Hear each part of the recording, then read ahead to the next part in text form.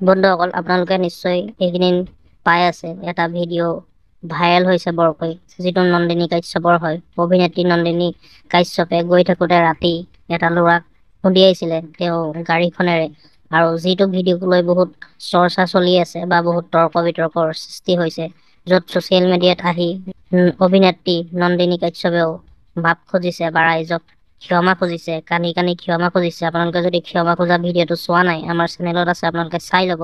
আপোনালোকে নিশ্চয় স্ক্ৰীণত প্ৰত্যক্ষ কৰিছে কেনেকৈ মাপ খুজিছে বা ক্ষমা খুজিছে ৰাইজক, যে দুখ কাৰ গাত আছিলে, দুখ অকণো নাই বুলি কৈছে নন্দিনী কাশ্যপে।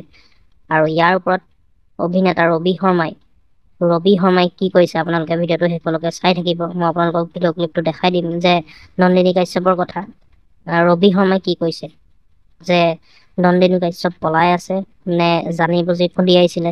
ইয়াৰ ওপৰত বহুত কথা ৰবি শৰ্মাই মুকলি কৰিছে, বহুত ৰহস্য ফাদিল কৰিছে। আপোনালোকে ভিডিঅ'টো শেষলৈকে চাই থাকিব। মই ভিডিঅ'টো লগাই দিছোঁ আৰু ইয়াৰ মতামত আপোনালোকে নিশ্চয় কমেণ্টত জনাব যে কাৰ দুখ আছিলে। আপোনালোকে ভিডিঅ'টো চাই পেলাই কমেণ্টত আপোনালোকৰ মতামত জনাব। গতিকে বলকচোন শুনো অভিনেতা ৰবি শৰ্মাই কি ক'লে নন্দিনী কাশ্যপৰ কথা। বলক আমি শুনো।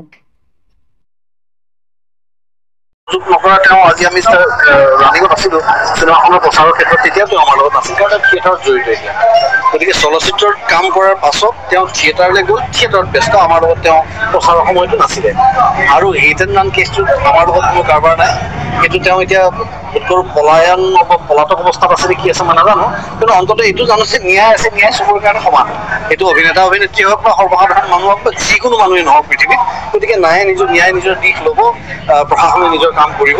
কিন্তু আমাৰ লগত উপস্থিত নথকাৰ কাৰণটো এইটো আমি জানাত যে তেওঁ আচলতে থিয়েটাৰত আছে এবছৰ। আজি তেওঁ ক'ৰবাত কিবা এটা হৈছে, এইটো ছ'চিয়েল মিডিয়াত মই শুনিছোঁ, এতিয়ালৈকে শুনিবলৈ পাইছোঁ। গতিকে ঈশ্বৰে তেওঁক সুমতি দিয়ক, কি ধৰণে তেওঁ আগবাঢ়িব লাগে আগবাঢ়ক। আমাৰ তেওঁলৈ শুভেচ্ছা আছে, আৰু আমাক এতিয়ালৈকে তেওঁ সহায়ৰ বাবে কোনো ধৰণৰ এপ্ৰ'চ কৰা নাই। গতিকে আমি আমাৰ ভাগত আমি নিজৰ কাম কৰি আছোঁ, তেখেতে তেওঁৰ কাম নাই।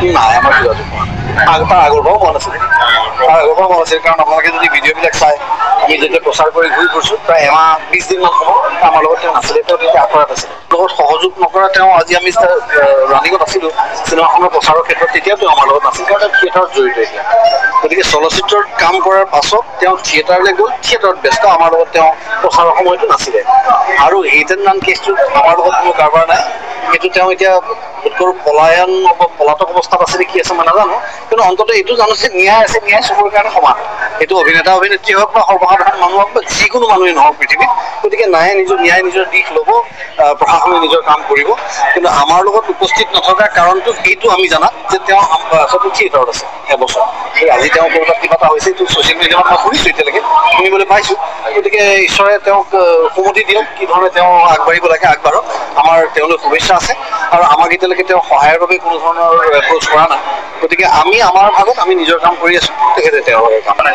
আমাৰ যোগাযোগ কৰা নাই, তাৰ আগৰ পৰাও মন আছিল, কাৰণ আপোনালোকে যদি ভিডিঅ'বিলাক চাই, আমি যেতিয়া প্ৰচাৰ কৰি ঘূৰি ফুৰিছোঁ প্ৰায় এমাহ 20 দিনমান সময় আমাৰ লগত তেওঁ নাছিলে, তেওঁ তেতিয়া আঁতৰত আছিল। লগত সহযোগ নকৰা তেওঁ আজি আমি ৰানিঙত আছিলো চিনেমাখনৰ প্ৰচাৰৰ ক্ষেত্ৰত, তেতিয়া তেওঁ আমাৰ লগত নাছিল, কাৰণ থিয়েটাৰত জড়িত এতিয়া। গতিকে চলচ্চিত্ৰত কাম কৰাৰ পাছত তেওঁ থিয়েটাৰলৈ গ'ল, থিয়েটাৰত ব্যস্ত, আমাৰ লগত তেওঁ প্ৰচাৰৰ সময়তো নাছিলে। আৰু হিট এণ্ড ৰান কেছটোত আমাৰ লগত কোনো কাৰোবাৰ নাই। সেইটো তেওঁ এতিয়া উত্তৰ পলাতক অৱস্থাত আছে নে কি আছে মই নাজানো, কিন্তু অন্ততঃ এইটো জানো যে ন্যায় আছে, ন্যায় চবৰে কাৰণে সমান। সেইটো অভিনেত্ৰী হওক বা সৰ্বসাধাৰণ মানুহ হওক বা যিকোনো মানুহেই নহওক পৃথিৱীত। গতিকে নিজৰ দিশ ল'ব, প্ৰশাসনে নিজৰ কাম কৰিব। কিন্তু আমাৰ লগত উপস্থিত নথকাৰ কাৰণটো এইটো আমি জানাত যে তেওঁ আচলতে থিয়েটাৰত আছে এবছৰ। আজি তেওঁ ক'ৰবাত কিবা এটা হৈছে, এইটো ছ'চিয়েল মিডিয়াত মই শুনিছোঁ, এতিয়ালৈকে শুনিবলৈ পাইছোঁ। গতিকে ঈশ্বৰে তেওঁক সুমতি দিয়ক, কি ধৰণে তেওঁ আগবাঢ়িব লাগে আগবাঢ়ক। আমাৰ তেওঁলৈ শুভেচ্ছা আছে, আৰু আমাক এতিয়ালৈকে তেওঁ সহায়ৰ বাবে কোনো ধৰণৰ এপ্ৰ'চ কৰা নাই। গতিকে আমি আমাৰ ভাগত আমি নিজৰ কাম কৰি আছোঁ, তেখেতে তেওঁৰ কাম নাই। আমাৰ যোগাযোগ কৰা নাই, তাৰ আগৰ পৰাও মন আছিল, কাৰণ আপোনালোকে যদি ভিডিঅ'বিলাক চাই, আমি যেতিয়া প্ৰচাৰ কৰি ঘূৰি ফুৰিছোঁ প্ৰায় এমাহ 20 দিনমান সময় আমাৰ লগত তেওঁ